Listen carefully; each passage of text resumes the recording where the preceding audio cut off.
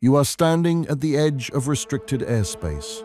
Behind that fence, deep in the Nevada desert, is a base so secret, its very name was denied for decades. Area 51. The US government says it's nothing more than a test facility. But leaked files, eyewitness accounts, and classified tech tell another story. NASA is hiding spacecraft not made on Earth, reverse engineering alien propulsion. And it's all happening right now. What crashed in the desert back in 1947? Who gave us technology that shouldn't exist for another 100 years? And if the Anunnaki left, did they ever really leave at all? This isn't science fiction. It's a suppressed history. And it begins here. They call it Groom Lake, a dried-up salt flat surrounded by mountains, watched 24/7 by motion sensors, cameras, and patrols. For years, pilots whispered about lights that moved too fast, too smooth, turning at angles no human aircraft could survive. Then in 1989, one man stepped out of the shadows and shattered the silence. Bob Lazar. He claimed to have worked at a facility south of Area 51, where he saw 9 alien craft stored in underground hangars.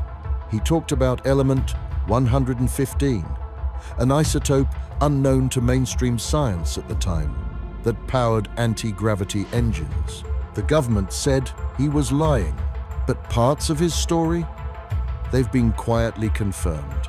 And that's where this story begins, not with aliens, but with cover-ups, Cold War deception, and a war for reality itself. Long before the alien rumors, Groom Lake was just a remote airstrip. In the early 1950s, the CIA needed a hidden location to test the U-2 spy plane, a jet designed to fly higher than Soviet missiles could reach. They found the perfect spot. A dry lake bed, invisible to civilians, deep in Nevada's desert. In 1955, Area 51 was born. Its codename, Project Aquatian. There were no records, no maps, no congressional oversight. Even pilots weren't told where they were flying from. Then came Project Oxcart, testing the AU-12. A jet faster than Mach 3, with a skin that burned blue from heat. Later came the SR-71 Blackbird and the F-117 Nighthawk aircraft, decades ahead of their time. Locals reported glowing triangles streaking across the night sky. Strange sonic booms, hovering lights. But every sighting was dismissed. They weren't seeing aliens, or so they were told. They were watching secret prototypes slicing through the Cold War. For decades, the US government denied Area 51 even existed. It wasn't until 2013, under pressure from historians and journalists, that the CIA finally declassified documents confirming the base's existence. But they still won't say what happens inside. Why all the secrecy? And why does Groom Lake remain one of the most tightly guarded zones on Earth, even in 2025? Some say it's to protect national security. Others say it's to protect a secret that could rewrite human history. Behind those gates, something happened. Something more than stealth aircraft. In 1989, Bob Lazar appeared on Las Vegas television, his face hidden, voice altered. He claimed to have worked at S4, a facility near Area 51, where he was hired to reverse engineer the propulsion systems of alien spacecraft. He described a gravity manipulation engine powered by element 115, an unknown material at the time. Mainstream scientists called it fantasy. But in 2003, a version of element 115 moscovium was synthesized in a lab. That gave Lazar new credibility. He also described the layout of S4. Hangars built into the mountainside, camouflaged from above. And when he went public, he said the government erased his education and employment history. They made him disappear. To believers, this was proof. To skeptics, a clever hoax. But here's the twist. Lazar never made money from his claims. He vanished from public life for years. And some details he gave, like the hand scanners used at the base, weren't publicly known until long after. Then came the wave. After Lazar's story, Area 51 became ground zero for every alien theory. Flying saucers, autopsy photos, underground tunnels stretching to other continents, shows like The X-Files, movies like Independence Day, and hundreds of UFO sightings poured gasoline on the fire. But why? Why did one man's story resonate across the world? Because Lazar didn't just describe machines. He described a truth buried under lies. A world where humans aren't the top of the food chain, where technology isn't invented, it's inherited. And the timing wasn't random. The 90s brought massive leaps in tech. Microchips, fiber optics, lasers, drones. Too massive, too sudden. What if these weren't breakthroughs, but recoveries? And if Lazar was right, then the government isn't just hiding aliens. They're hiding us from the fact that we were never alone. Not every lie is meant to deceive. Some are crafted to distract.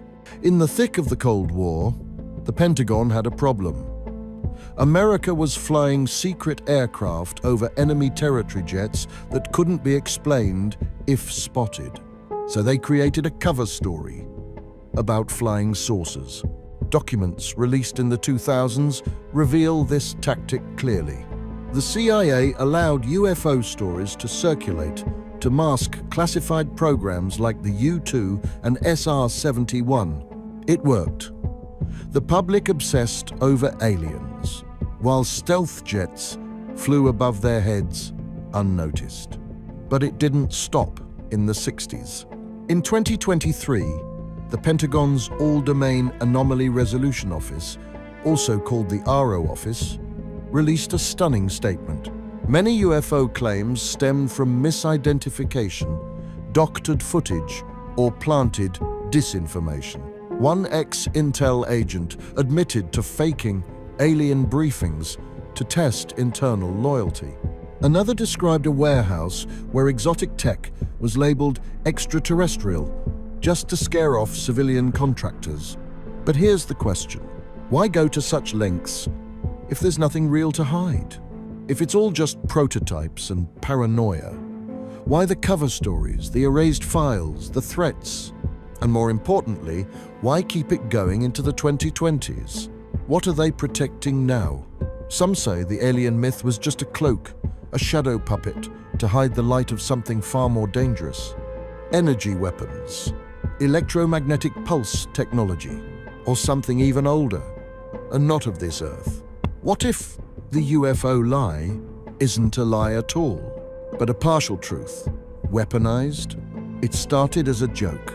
In July 2019, a Facebook event titled "Storm Area 51, They Can't Stop All of Us" went viral.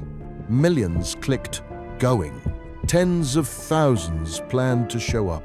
The idea was absurd. Rush the gates. Find the aliens. Let the world witness it as it unfolds. But the US military wasn't laughing. They issued warnings, moved assets, prepared for chaos. When September arrived, just over 1,500 people made it to the desert. Most came in costumes, dancing, laughing, Naruto running for the cameras. No one breached the gates, but the message was clear. The world is done, waiting for the truth. The government spent over $11 million on countermeasures for a meme proof of just how seriously they took the risk. What does that tell you? It tells you that buried beneath the mockery is fear. Fear that the wrong person might film the wrong thing, that a live stream might reveal something never meant to be seen. Netflix turned the event into a documentary. Memes became movements. And Area 51 was no longer just a location, it became a symbol of distrust. of secrecy, of power held by the few, because in 2019, the line between conspiracy theory and viral entertainment was erased. But what if the laughter was the last defense? What if we make jokes because the truth is too terrifying to face? In 2025, Area 51 remains the most secure airspace in the United States. You can't fly over it, not even commercial aircraft. Its restricted zone is labeled UFO 808N, and it's so tightly enforced that even satellites avoid lingering. The perimeter is lined with sensors that detect motion, sound, heat, even vibration. Guards, known as camo dudes, patrol in unmarked vehicles, backed by drones and long-range cameras. Employees arrive on a fleet of unmarked white jets flying out of a restricted terminal at McCarran Airport, codenamed Janet. Everything about this operation screams, don't ask.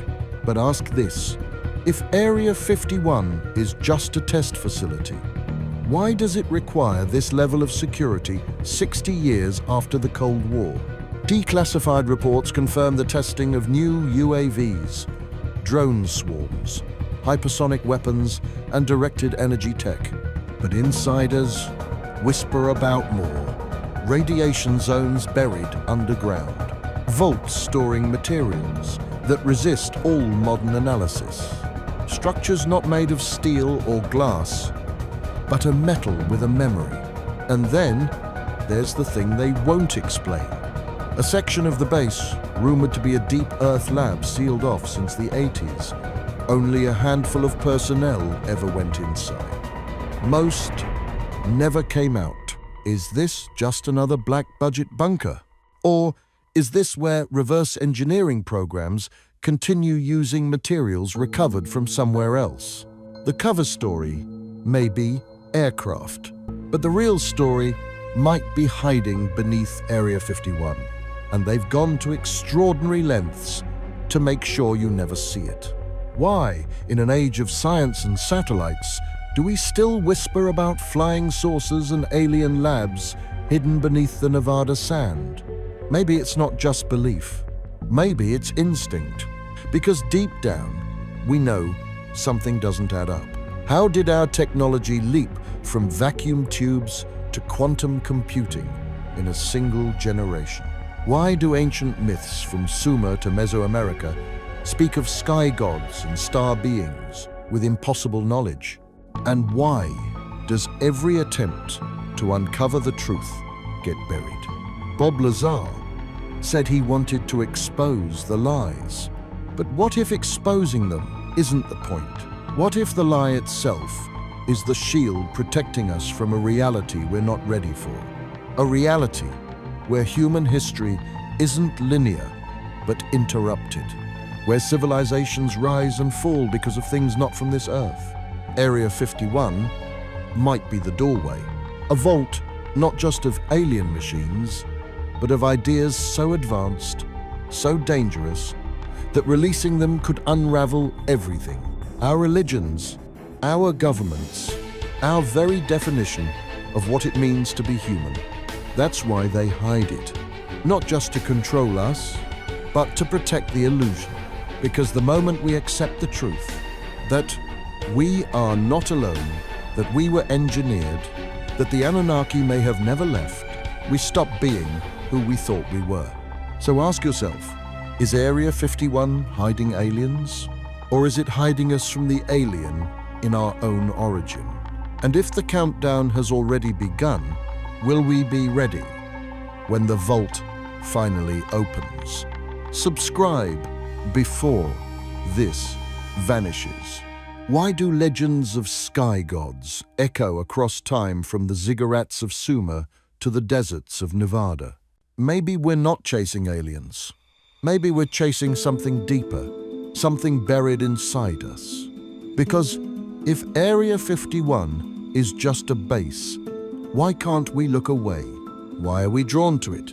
Compelled to question, afraid to know yet unable to forget? Bob Lazar spoke of gravity engines and hidden hangars. But maybe the real secret isn't the technology. Maybe it's the timeline. What if the leap from horse carts to hypersonic jets didn't happen by chance? What if something returned? And what if, every now and then, we get too close and they erase the trail? Every civilization has a forbidden zone, a place you're warned never to enter. For us, that place is Area 51. But maybe it's not to keep us out, it's to keep something else in. This video might vanish. It might be shadow banned, flagged, forgotten. So if you're hearing this, you're already part of the few who know too much. Mark this moment. Screenshot the coordinates. Leave a comment if you're not afraid of being watched. And above all, subscribe before this is wiped from the feed. Like so, others can find the signal. Share while you still can. Because the question isn't if the truth gets out. It's when and who survives knowing it.